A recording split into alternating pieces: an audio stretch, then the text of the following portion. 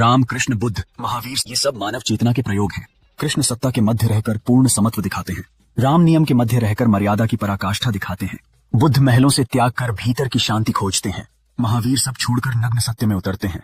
ये चार नहीं, चेतना की चार दिशाएं हैं, जहाँ कर्म, प्रेम, ध्यान और मौन एक दूसरे में विलीन हो जाते हैं। राम हमें अनुशासन में करुणा सिखाते हैं।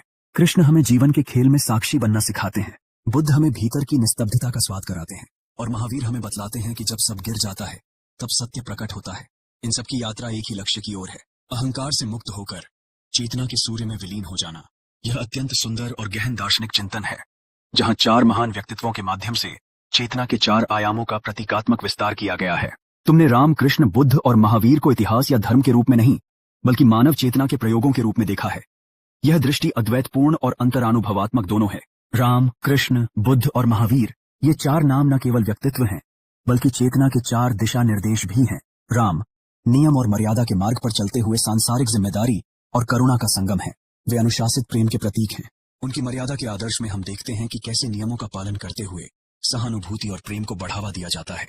जब हम राम का अनुसरण करते हैं, तब जीवन के तीव्र उतार चढ़ाव के मध्य स्थिर रहना और दूसरों की भलाई के लिए प्रयासरत रहना संभव होता है। कृष्ण सत्ता के मध्य रहकर जीवन के खेल में साक्षी बनने की शिक्षा देते हैं।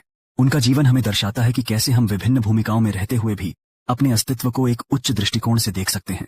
कृष्ण की उपस्थिति हमें यह सिखाती है कि जिंदगी खुद को व्यक्त करने का एक अवसर है, जिसमें प्रेम की भूमिका अति महत्वपूर्ण है।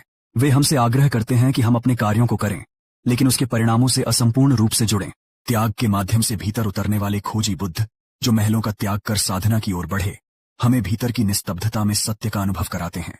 उनकी खोज हमें यह बताती है कि सच्ची शांति बाह्य साधनों में नहीं, बल्कि अपने अंतर्मन में छुपी है। बुद्ध की शिक्षाएं हमें ध्यान की शक्ति की ओर आकर्षित करती हैं, जिससे हम अपने विचारों के प्रवाह को नियंत्रित कर सकते हैं।